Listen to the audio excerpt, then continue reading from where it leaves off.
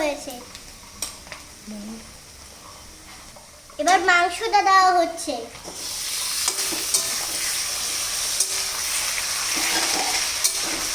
মাংসটা দেওয়া হচ্ছে, দেখতেই পাচ্ছ। এখন মাংসটা ভালো করে নাড়াচাড়া করে নিতে হবে লঙ্কা টঙ্কা দিয়ে। কি মশলা, নামটা কি? মশলার নামটা কি? মশলার নাম ভালো করে 2 চামচ দিয়ে দিতে হবে। এবার হচ্ছে ভালো করে নাড়াচাড়া করা হচ্ছে। এবার হলুদ দেওয়া হচ্ছে।